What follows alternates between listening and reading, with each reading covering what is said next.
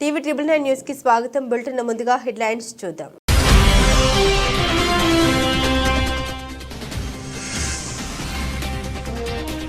Target అక్రమ వలసదారులు. Trump charge తీసుకోగానే అంతా సర్దుకోవాల్సిందేనంటున్న నిపుణులు.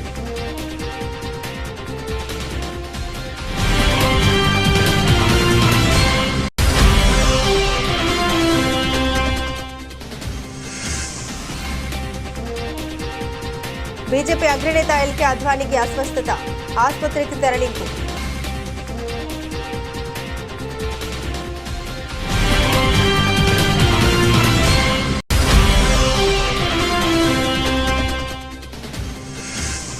జైలు నుండి విడుదలయ్యాక తొలిసారి మీడియాతో మాట్లాడిన అల్లు అర్జున్. అరెస్టుపై కీలక వ్యాఖ్యలు చేసిన ఐకాన్ స్టార్.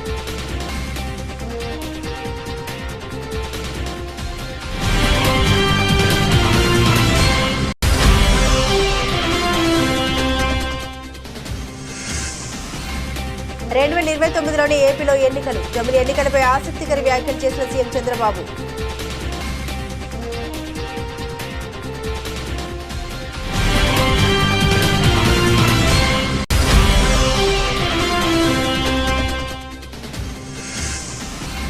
రోహిత్ శర్మ నిర్ణయంపై బూమ్రా అసంతృప్తి.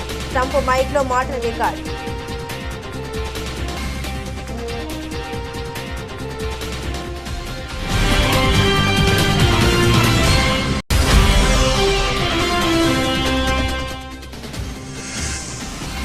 అల్లు అర్జున్ చూసి ఎమోషనల్ అయిన చిరంజీవి భార్య. వైరల్ అవుతున్న వీడియో.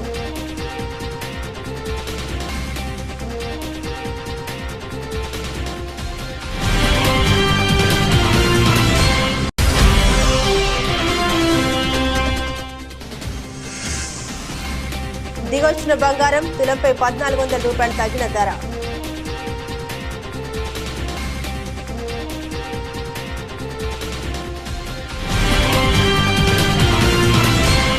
నేషన్ ఫస్ట్, ఆ తర్వాత ఏదైనా, ఇదే లైన్ ఫాలో అవుతున్నారు డొనాల్డ్ ట్రంప్.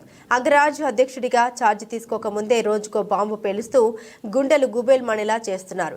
ఎన్నికల్లో మాట ఇచ్చినట్లుగా అక్రమ వలసదారులకు అదేంటో తేల్చుడేనని వార్నింగ్లు ఇస్తున్నారు. పౌరసత్వ హక్కుపై కూడా సంచలన స్టేట్మెంట్ ఇచ్చారు ట్రంప్. ఇలా రోజుకొక సంచలన ప్రకటన చేస్తూ కాకరేపుతున్న ట్రంప్ దీంతో ఛార్జ్ తీసుకోకముందే ఇలా ఉందంటే బాధ్యతలు చేపట్టాక ఇతడేనా అన్న చర్చ జరుగుతుంది. అక్కడ ట్రంప్ అధ్యక్షుడిగా బాధ్యతలు చేపట్టాక అక్రమ వలసదారులు సర్దుకోవాల్సిందేనా? సన్నిహిత దేశాలతో ట్రంప్ తీరు మారనుందా? ట్రంపే ఓ సెన్సేషన్. ఆయన డెసిషన్స్ షాకింగ్ న్యూస్.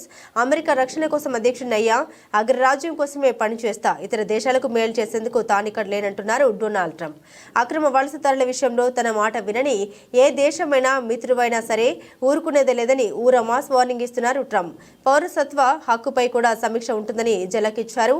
అక్రమ వలసదారుల్ని మెడపట్టి బయటకు గెంటేయడం పక్కన ట్రంప్ తీసుకునే స్టెప్ అతిపెద్ద బహిష్కరణగా మారబోతుందా? ఏం జరుగుతుందో వేచి చూడాలి.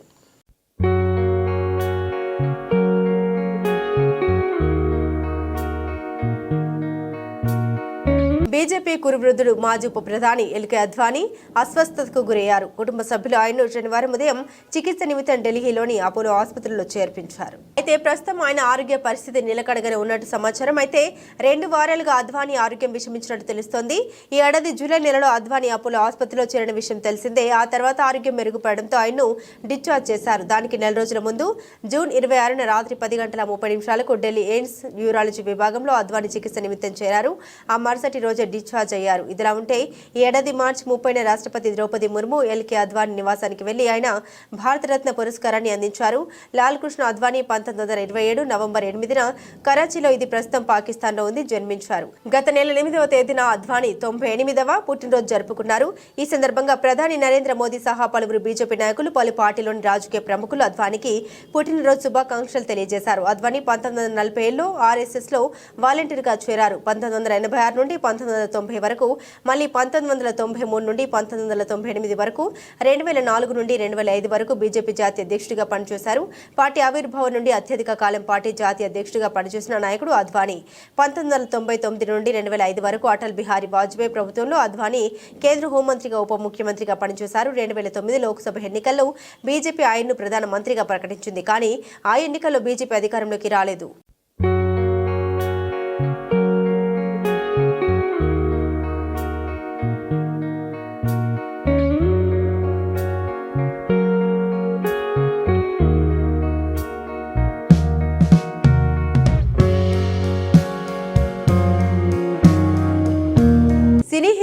అర్జున్ చంచల్గూడ జైలు నుండి విడుదలయ్యారు. శనివారం ఉదయం ఆయన జైలు నుండి బయటకు వచ్చారు. జైలు వెనుక గేట్ నుండి బయటకు వచ్చిన అల్లు అర్జున్ ఎస్కట్ వాహనం ద్వారా గీత ఆర్ట్స్ కార్యాలయానికి వెళ్లారు. అక్కడ సుమారు 45 నిమిషాల పాటు న్యాయవాది నిరంజన్ రెడ్డితో చర్చించారు. బెయిల్పై వచ్చిన జైలు నుండి విడుదల ఆలస్యంపై చర్చించినట్లు తెలుస్తోంది. అనంతరం అక్కడి నుండి జూబ్లీ హిల్స్ లోని తన నివాసానికి వెళ్లారు. జైలు నుండి ఇంటికి వచ్చిన అల్లు అర్జున్ కు కుటుంబ సభ్యులు దిష్టి తీసి స్వాగతం పలికారు. సతీమణి స్నేహారెడ్డి, ఆయన పిల్లలు అల్లు అర్జున్ హత్తుకొని కన్నీరు పెట్టుకున్నారు. కుటుంబ సభ్యులు భావోద్వేగానికి గురయ్యారు. కుటుంబ సభ్యులతో మాట్లాడిన అనంతరం అల్లు అర్జున్ మీడియాతో మాట్లాడారు. అల్లు అర్జున్ మీడియాతో మాట్లాడుతూ, నేను బాగానే ఉన్నాను. అభిమానులు ఆందోళన చెందవద్దు. నాకు అండగా నిలిచిన వారందరికీ ప్రత్యేక ధన్యవాదాలు. నేను చట్టాన్ని గౌరవిస్తా, చట్టానికి కట్టుబడి ఉంటా. బాధిత కుటుంబానికి జరిగిన నష్టం పూడ్చలేనిది. ఆ కుటుంబానికి మరోసారి సానుభూతి తెలుపుతున్నా. వారికి అండగా ఉంటాను. నేను సినిమా చూసేందుకు వెళ్లినప్పుడు అనుకోకుండా ఘటన జరిగింది. అది ఉద్దేశపూర్వకంగా జరిగింది కాదు. 20 ఏళ్లుగా థియేటర్కి వెళ్లి సినిమా చూస్తున్నా. నా సినిమాలే కాదు, మావయ్య సినిమాలు చూసా. గతంలో ఎప్పుడు ఇలాంటి ఘటన జరగలేదు. తొక్కిసలాట ఘటన దురదృష్టకరమని అల్లు అర్జున్ అన్నారు. Thank you everybody. Andarki namaskaram. Namaste. I like to first thank everybody from all over the country for all your love and support. Thank you each and everybody from all the industries, all the states and all the Indians across the world. Thank you so much for your love and support. I'm very humbled. And I like to thank all my fans for their immense love and support. Thank you. I'm safe. Nenu baane unnanu. Nothing to worry.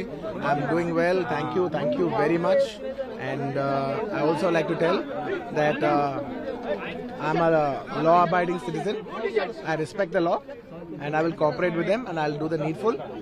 And very importantly, I would like to give my condolences once again to the family.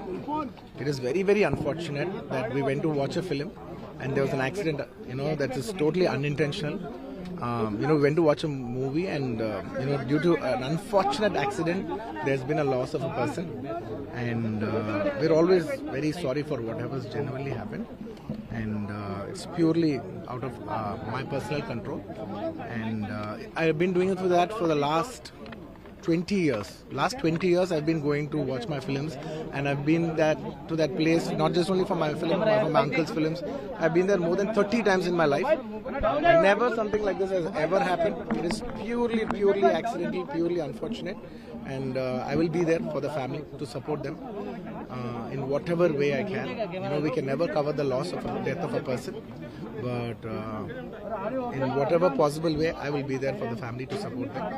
And once again, I like to thank each and every one of you from all over. बहुत शुक्रिया सबके लिए. అందరికీ ప్రతి ఒక్కరికి చూసే ప్రతి ఒక్కరికి మనస్ఫూర్తిగా ధన్యవాదాలు తెలియజేసుకుంటున్నాను. Thank you. జమిలీ ఎన్నికల విధానం అమల్లోకి వచ్చినప్పటికీ ఎన్నికలు జరిగేది 2029లోనని ఏపీ ముఖ్యమంత్రి చంద్రబాబు నాయుడు అన్నారు. శనివారం ఆయన మీడియాతో చిట్ చాట్లో మాట్లాడారు. ఒక దేశం ఒకే ఎన్నిక విధానానికి ఇప్పటికే మా మద్దతు ప్రకటించామని అన్నారు. జమిలీపై అవగాహన లేని వైసీపీ నేతలు తమ పబ్బం గడుపుకోవడానికి ఏది పడితే అది మాట్లాడుతున్నారని చంద్రబాబు విమర్శించారు. వైసీపీ నేతల మాటలు ప్రజల్లో ఎప్పుడో విశ్వసనీయత కోల్పోయాయి. వాళ్ళు చేసే డ్రామాలు చూసి ప్రజలు నవ్వుకుంటున్నారని చంద్రబాబు అన్నారు. రాష్ట్రంలో సుస్థిర ప్రభుత్వం కొనసాగుతుంది. స్వర్ణాంధ్ర విజన్ 2047 డాక్యుమెంట్ను మరింతగా ప్రజల్లోకి తీసుకెళ్లాలి. విశ్వవిద్యాలయాలు, కళాశాలలు, పాఠశాలతో పాటు ప్రతి చోట దీనిపై చర్చ జరగాలని చంద్రబాబు అన్నారు. విజన్ 2020 సాకారమైన తీరు నేటి తరం తెలుసుకోవాలి. 1996 నాటి ఆంధ్రప్రదేశ్ పరిస్థితులు, 2020 నాటి పరిస్థితులు బేరీజు వేస్తే విప్లవాత్మక మార్పులు అందరి కళ్ళకు కనిపిస్తున్నాయి. 2047లోనూ అదే పునరావృతం అవుతుంది. స్వర్ణాంధ్ర విజన్ 2040 డాక్యుమెంట్ ఒక రోజు పెట్టి వదిలేసే కార్యక్రమం కాదు. భవిష్యత్ తరాల బాగు కోసం చేసే ఈ ప్రయత్నంలో అందరి భాగస్వామ్యం కావాలని చంద్రబాబు పిలుపునిచ్చారు. రేపటి తరం భవిష్యత్తు కోసమే ఈ విజన్ 2047 అని చంద్రబాబు స్పష్టం చేశారు. సాగునీటి సంఘాలు, సహకారేతర ఎన్నికల ప్రక్రియ షెడ్యూల్ ప్రకారం పూర్తి చేస్తామన్నారు. ఈసారి పెట్టే కలెక్టర్ల కాన్ఫరెన్స్ లో ఎన్నో మార్పులు తీసుకొస్తామన్నారు.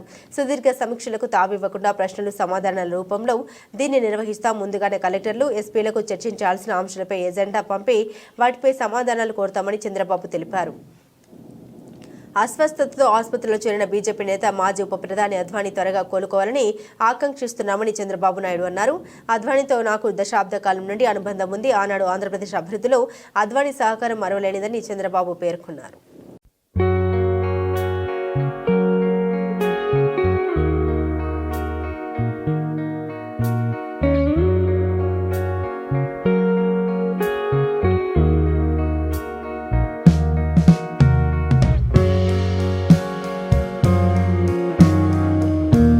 వరంగల్ జిల్లా కలెక్టరేట్లో శుక్రవారం వరంగల్, హన్మకొండ జిల్లాల కలెక్టర్లతో పరకాల ఎమ్మెల్యే రేవూరి ప్రకాష్ రెడ్డి నిర్వహించిన వివిధ అభివృద్ధి కార్యక్రమాల అమలు తీరుపై 2 జిల్లాల అధికారులతో సమీక్ష నిర్వహించడమైంది. ఈ సమీక్ష సమావేశంలో పరకాల ఎమ్మెల్యే రేవూరి ప్రకాష్ రెడ్డి మాట్లాడారు.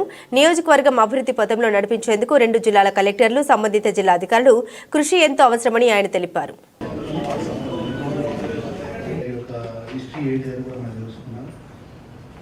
సో ఓవరాల్గా సార్ మళ్ళీ కన్క్లూజన్లో మనం ఒక అభిప్రాయం రావచ్చు కలిసి ఇప్పుడు నేను నా యొక్క పర్సనల్ ఒపీనియన్ చెప్పేది కన్నా మురుగుడులో చూసినప్పుడు ఏంటి అంటే వాళ్ళు ఇచ్చే సర్వీసెస్ కూడా బాగున్నాయి. అంటే మిల్క్ ప్రొడక్షన్ ఏ విధంగా మనం కౌలు కానీ బర్రెలు కానీ మనం చూసుకుంటే ప్రొడక్షన్ తగ్గించుకోవచ్చు, ఎట్లా లాభదాయకంగా మనం 2 వాళ్ళకునే కూడా 2-3 గేదెలు అయ్యో బాగుంటుంది. So we'll form one committee. Additional DRDO will be the nodal officer for this. Then మనం committee పెట్టుకున్నాం. Similarly for the dairy development కూడా committee అనేది NABARD వాళ్ళను కూడా ఇన్వాల్వ్ చేసుకుని committee form చేయాలి. And key steps మనం next 1 month లో ఏమేమి టార్గెట్స్ అనేది పెట్టుకుంటున్నాం అవి కూడా మెన్షన్ చేయాలి. క్రిస్మస్ వేడుకలను పకడ్బందీగా నిర్వహించాలి. ప్రభుత్వం ప్రతిష్టాత్మకంగా నిర్వహిస్తున్నటువంటి 2024 క్రిస్మస్ వేడుకలు ఘనంగా నిర్వహించాలని శుక్రవారం హన్మకొండ జిల్లాలోని సమీకృత కలెక్టర్ కార్యాలయంలోని కాన్ఫరెన్స్ హాల్లో జిల్లా మైనార్టీ సంక్షేమ శాఖ ఆధ్వర్యంలో నిర్వహించినటువంటి సమీక్షా సమావేశంలో జిల్లా అదనపు కలెక్టర్ వెంకటరెడ్డి, వరంగల్ పశ్చిమ నియోజకవర్గ శాసనసభ్యులు నాయని రాజేందర్ రెడ్డి పాల్గొన్నారు. ఈ సందర్భంగా క్రిస్మస్ వేడుకల ఏర్పాట్లపై క్రైస్తవ పాస్టర్లు, తహసీల్దార్లు, సంబంధిత అధికారులతో సమన్వయ సమావేశాన్ని నిర్వహించారు. ఈ సందర్భంగా ఎమ్మెల్యే నాయని రాజేందర్ రెడ్డి మాట్లాడారు. క్రిస్మస్ వేడుకల కోసం తగిన ఏర్పాట్లను ప్రణాళికబద్ధంగా రూపొందించుకోవాలన్నారు. క్రిస్మస్ పండుగను ఎలాంటి పొరపాట్లకు తావు లేకుండా శాంతియుతంగా జరుపుకోవాలని, పండుగను ప్రశాంత వాతావరణంలో నిర్వహించాలని పేర్కొన్నారు. ప్రభుత్వ మార్గదర్శకాల్ని పకడ్బందీగా అనుసరించాలని సూచించారు. అనంతరం పాస్టర్స్, మత ప్రబోధకులతో కలిసి కేక్ కట్ చేసి క్రిస్మస్ శుభాకాంక్షలు తెలియజేశారు. పండుగ అనేది ఒక గొప్ప పండుగ. కేవలము ఒక ప్రాంతానికో, ఒక ప్రజకో, ఒక తెగకో సంబంధించింది కాదు. ప్రపంచంలో ఉన్న 800 కోట్ల ప్రజలకు సంబంధించిన పండుగ. డాక్టర్ రెవరెండ్ ఐజాక్ అయ్య గారికి వందనాలు తెలియజేస్తున్నాను. నియోజకవర్గ స్థాయిలో క్రిస్మస్ సెలబ్రేషన్కు నియోజకవర్గానికి 2 లక్షల రూపాయలు ఇచ్చి విందు ఏర్పాటు చేయడానికి చేసే కార్యక్రమానికి మీ అందరికి సమావేశానికి ఇంతమందికి చెప్పినట్టు మనం 2 నియోజకవర్గాలు సార్, 2 నియోజకవర్గాలకు 2 ఆర్టీఓస్ను స్పెషల్ ఆఫీసర్లు చేసినాం.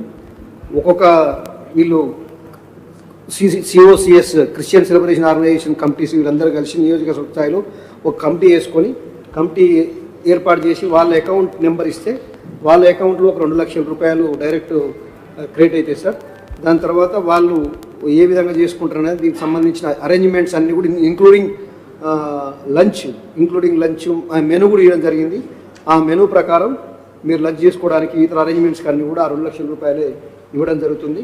దానికి సంబంధించిన యూటిలైజేషన్ సర్టిఫికేట్ మీరు ఇవ్వాల్సి ఉంటుంది. దానికి ఎక్విటెన్స్ కూడా వచ్చిన వాళ్ళతో సిగ్నేచర్ పెట్టించుకొని అవి కూడా సమర్పించాల్సి ఉంటుంది. మన తెలంగాణ రాష్ట్ర ప్రభుత్వం అధికారికంగా క్రిస్మస్ పండుగ నిర్వహించడానికి ఆదేశాలు జారీ చేయడం జరిగింది.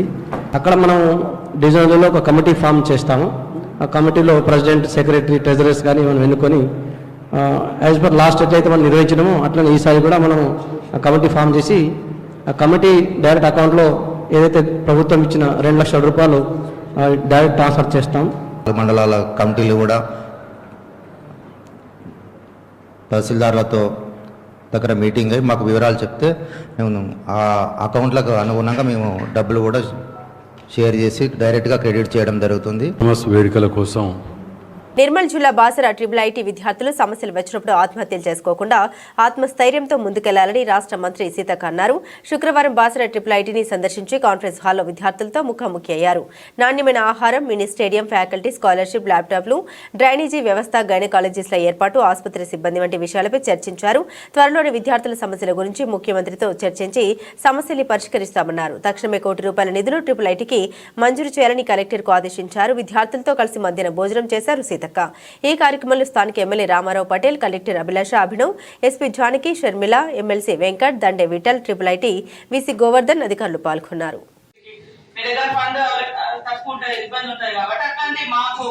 దృష్టి తీసుకొస్తే ఎందులో ఒక దాంట్లో ప్రొవైడ్ చేసి అది క్లియర్ అడ్జస్ట్ చేసి ఇస్తా ఉంటాం ఇబ్బంది ఉండకుండా ఉంటుంది.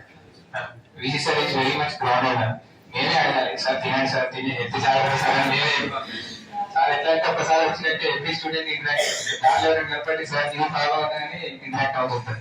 కొన్ని విషయాలు నేనే గుర్తు చేయాల్సి వస్తుంది సార్ మీరు డిన్నర్ ఈజీగా చేయండి సార్ ఎత్తి జాగ్రత్త అని చెప్పాల్సి వస్తుంది సార్. సో అంటే రివర్స్ అయిపోయాడు ఇంతమంది పిల్లలు అంటే చాలా అదృష్టం సార్. ఇంతమంది కూడా ఉండడం ఇస్తాం పెట్టిస్తాం ర్యాక్స్ ఇస్తాం అని చెప్పి హైజీనిక్ ఫోటో పెట్టినప్పుడు మేము 140,000 ఎట్లా పే చేయాలనేది మాకు తప్పకుండా దాన్ని అంతా సరిదిద్దుదాం. మాకు కూడా కొంచెం దూరం కాకుండా సబ్మిషన్ నేను వాళ్ళు చాలా రకాలుగా ప్రాబ్లమ్స్ చెప్పారు.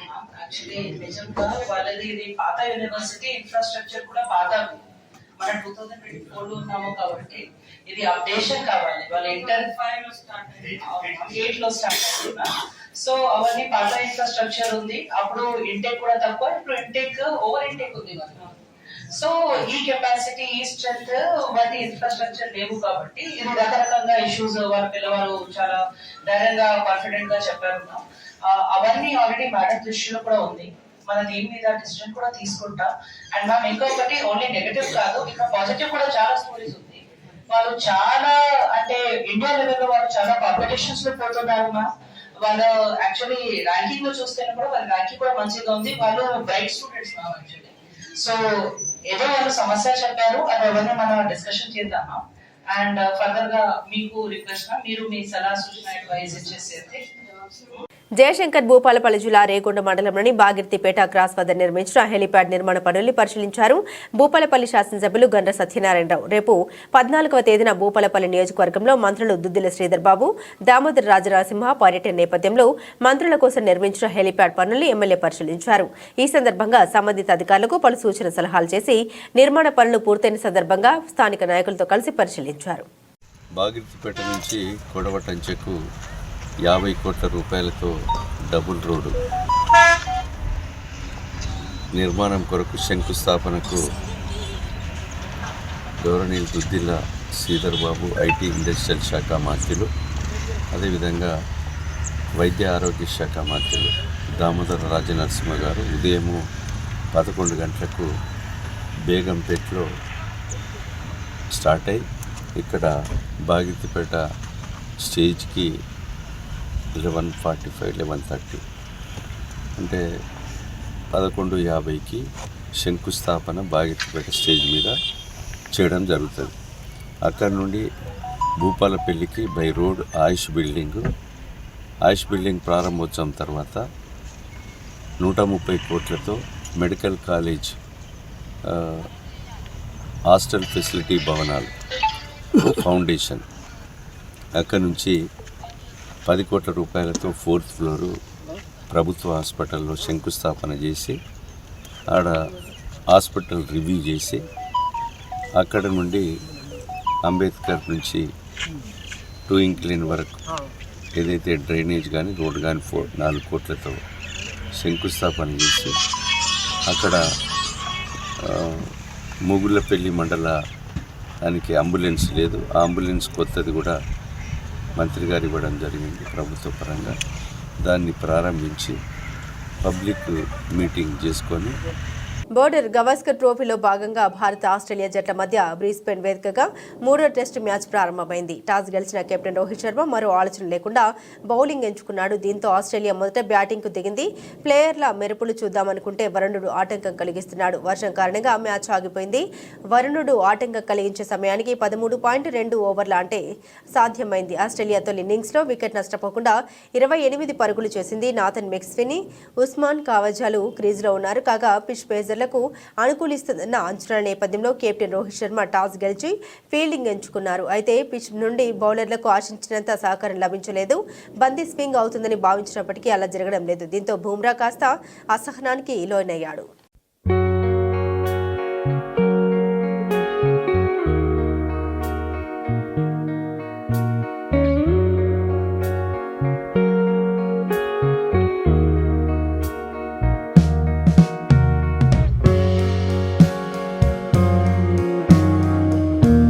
సంధ్య సంధ్యా థియేటర్ వద్ద తొక్కిసలాట ఘటనకు సంబంధించిన కేసులో అరెస్ట్ అయిన టాలీవుడ్ నటుడు అల్లు అర్జున్ చంచల్గూడ జైలు నుండి శనివారం ఉదయం 6:40 విడుదలైన విషయం తెలిసిందే. జైలు నుండి ఆయన జూబ్లీ హిల్స్ లోని తన నివాసానికి చేరుకున్నారు.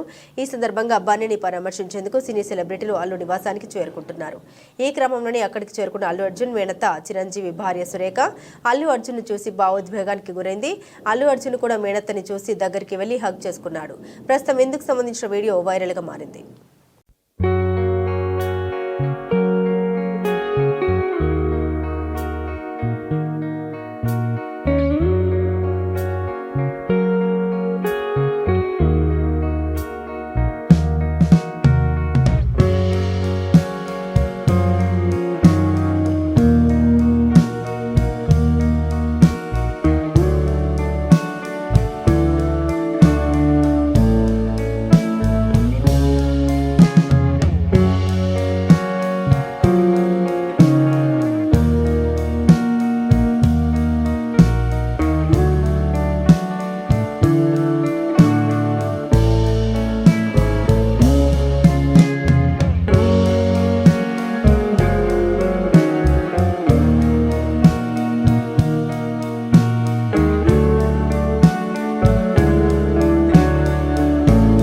బంగారం ధరలు భారీగా తగ్గాయి. ఆభరణాల వర్తకులు స్టాకిస్టులు అమ్మకాలకు మొగ్గు చూపడంతో పుత్తడి ధర మళ్లీ 80,000 దిగువకు పడిపోయింది. దీనికి తోడు అంతర్జాతీయ మార్కెట్లో అతి విలువైన లోహాలకు డిమాండ్ పడిపోవడంతో శుక్రవారం ఒకే రోజు తులం పుత్తడి 1,400 రూపాయలు తగ్గి 79,500 రూపాయలకు దిగొచ్చింది. అంతకుముందు రోజు ఇది 80,900 రూపాయలుగా ఉంది. ఇటు హైదరాబాద్లోనూ 99.9% స్వచ్ఛత కలిగిన 10 గ్రాముల బంగారం ధర 600 రూపాయలు తగ్గి 78,870కి దిగిరాగా 22 క్యారెట్ల ధర 550 రూపాయలు తగ్గి 72,300 రూపాయలకి దిగొచ్చింది. వెండి ధరలు భారీగా తగ్గాయి. పారిశ్రామిక వర్గాలు నాణ్యాల తయారీదారుల నుండి డిమాండ్ పడిపోవడంతో కిలో 4,200 రూపాయలు తగ్గి 92,800 రూపాయలుగా నమోదైంది. హైదరాబాద్లోనూ 3,000 రూపాయలు తగ్గి 1,01,000 రూపాయలుగా నమోదైంది.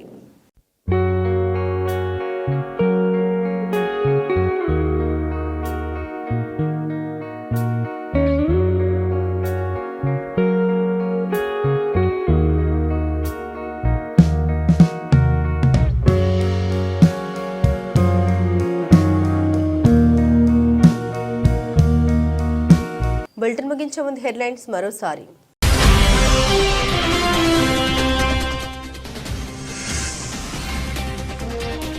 టార్గెట్ అక్రమ వలసదారులు. ట్రంప్ చార్జ్ తీసుకోగానే అంతా సర్దుకోవాల్సిందేనంటున్న నిపుణులు.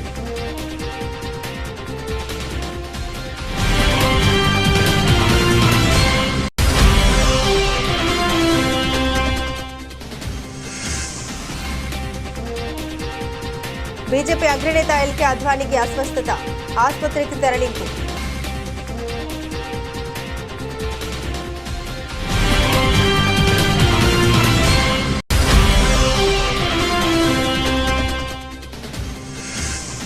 జైలు నుండి విడుదలయ్యాక తొలిసారి మీడియాతో మాట్లాడిన అల్లు అర్జున్.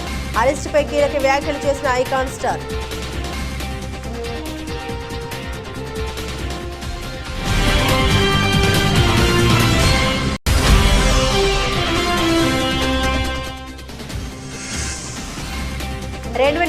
లోని ఏపీలో ఎన్నికలు. జమిలి ఎన్నికలపై ఆసక్తికర వ్యాఖ్యలు చేసిన సీఎం చంద్రబాబు.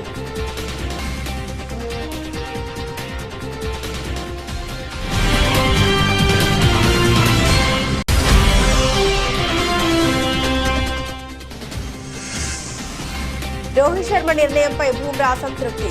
ట్రంప్ మైక్లో మాటల రికార్డు.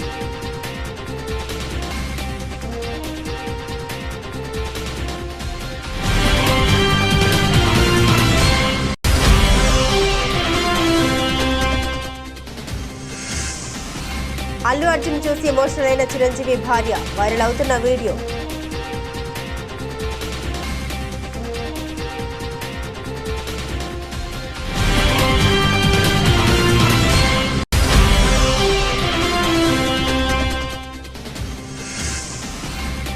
దిగొచ్చిన బంగారం తులంపై 1,400 రూపాయలు తగ్గిన ధర.